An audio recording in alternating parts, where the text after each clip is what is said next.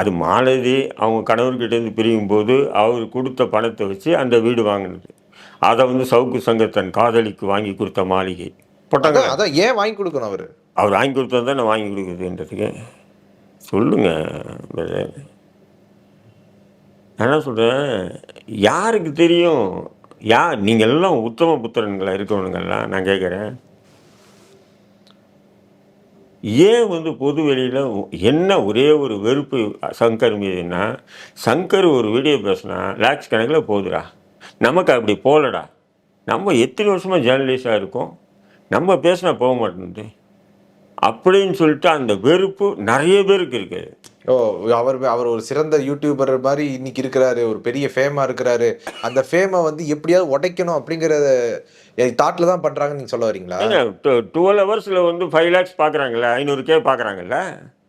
இவங்க வீடியோவில் வந்து 12 டேஸுக்கு பிறகும் பார்த்தீங்கன்னா 10K போக மாட்டேங்குது இல்லை.